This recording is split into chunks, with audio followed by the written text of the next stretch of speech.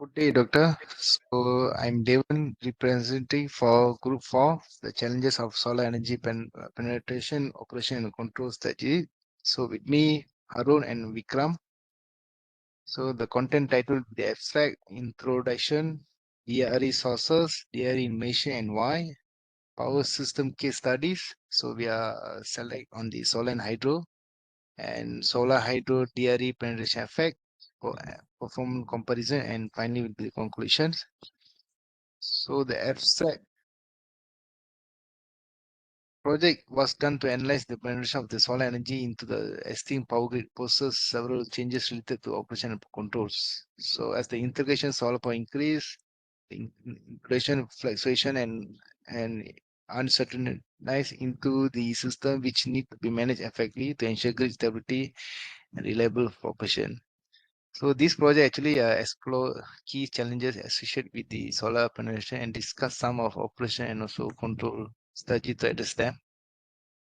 So next will be our intro. So the increase of adoption of the solar energy as a renewable source has lead into integration into existing power grids worldwide.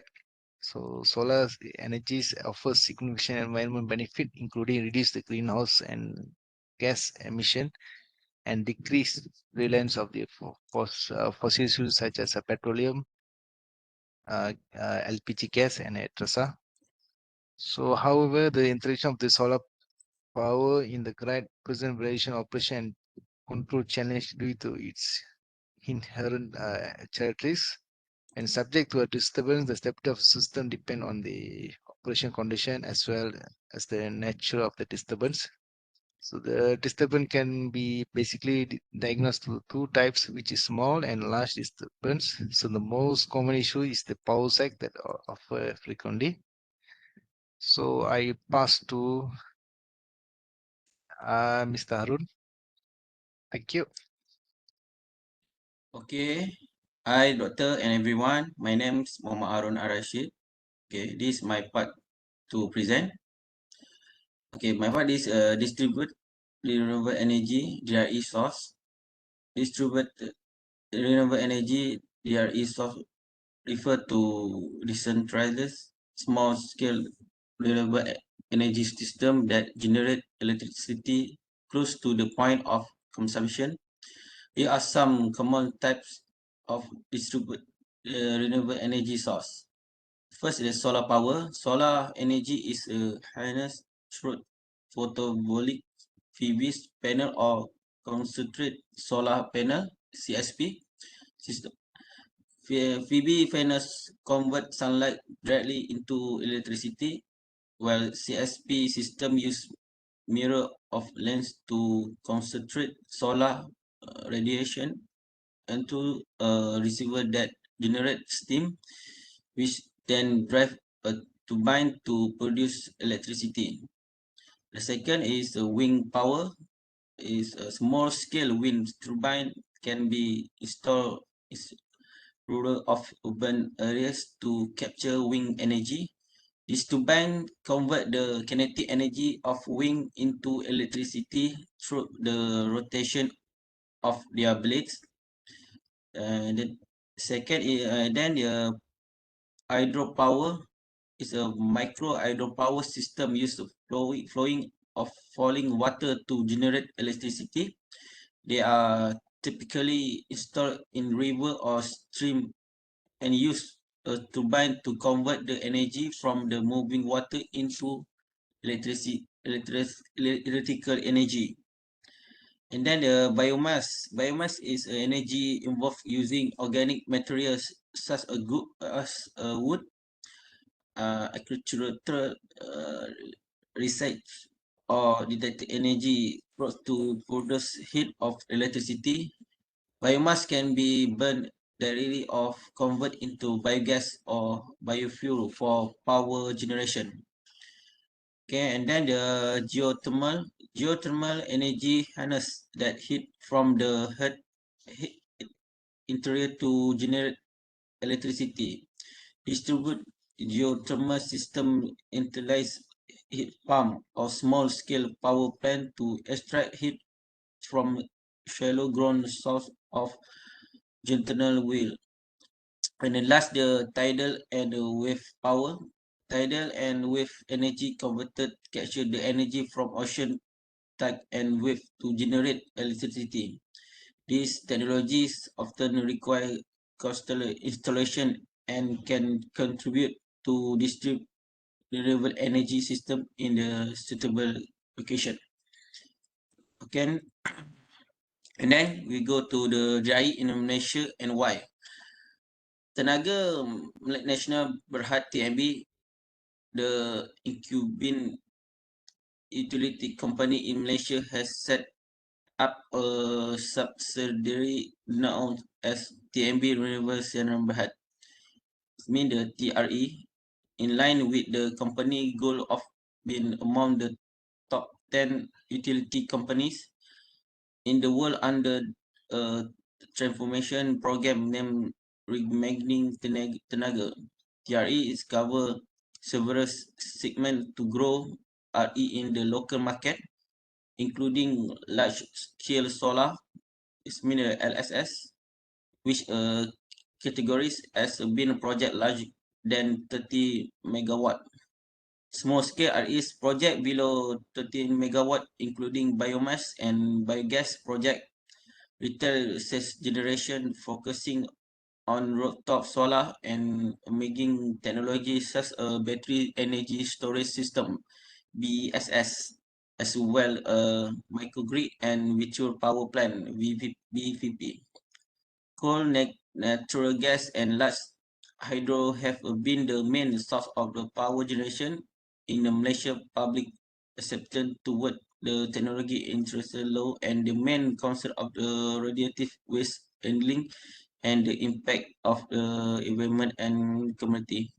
You can see the graph show the penetration of solar and wind power in the top 10 country in the world. Okay, and then the power system case study for my this they have electricity is one of the important energy consumption in Malaysia and the highest energy consumption for the living. And then the hydroelectric power system can be contrasted based on the size and capacity of the project. These categories include the large scale project like dam, run of the river system that deliver a portion of the river flow and micro hydro system. Okay, and then the hydroelectric power is a reliable and mature technology that have been widely adopted worldwide due to the renewable nature and ability to provide base load power. And then a solar power system, also known as a photovoltaic PV system, convert the sunlight direct into the electricity solar. And then, however, there are also same condition with the power system as initial installation cost, intermittent generation due the weather condition and the requirement of the space for the solar installation. Overall, solar power system also play a vital role in the transition to sustainable and low carbon energy future, offering clean and renewable electricity generation. Again, I pass to my friend, Mr. Vikram.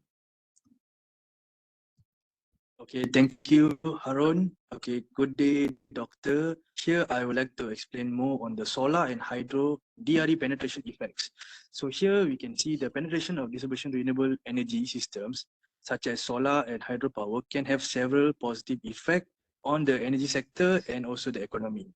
However, the important part that we can see from DRE is that it is present challenges that it faces at the current moment, which is the limited availability or suitability of hydro resources, grid integration and stability issues, and also investment costs. Nevertheless, this technology advances and the policy support DRE deployment.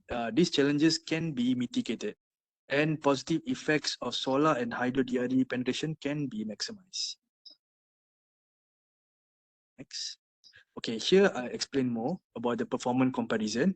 Okay, firstly, we can see from the solar and hydro. Firstly, the capacity and generation potential. Okay, hydro, we know that it has a higher capacity and the generation output is more than solar, which is a large-scale hydro, can project and generate more megawatts of electricity and consistent reliable supply. How about solar? Solar, we have a lower capacity than hydro. It's based more to typical installation, and the capacity is based on the requirement and also how much dependent to the sunlight, because due to the sunlight we know how much of capacity of generation of solar can be done. Next is the reliability and availability. Okay, hydro.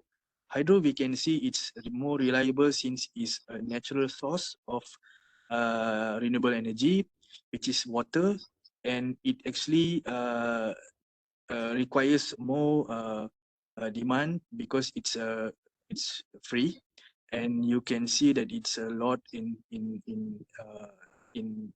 a lot of places. And also solar. Solar is more dependent to sunlight, and it's intermittent, which is where it is sustainable, and also it is dependent on the weather, and also it is also require a lot of storages. Solar requires a lot of storages, and to ensure that you have constant supply of electricity. And also due to the environment impact, we can see hydro, we have a lot of significance to the impact of the place where you need to construct big dams, you need to clear a lot of land, and a lot of ecosystem changes, and also displacement of communities, and also you need to have a huge impact on the environment. And solar basically has also their impact on environmental, which is you need to cut a lot of trees to actually sustain a huge solar farm.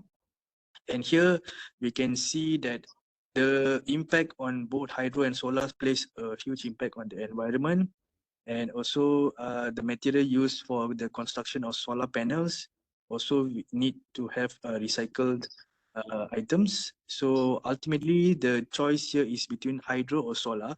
So we can see the factors above, the availability of the resources, the project scale, environmental consideration, and finally the cost. So both technologies has their unique advantage and challenges, and the optimal solution is depending on the circumstances, which is in some case combination of hydro and solar is the best choices for renewable energy.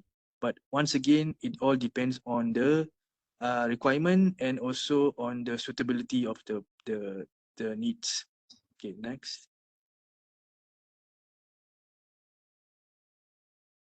Okay, here I like to make the conclusion.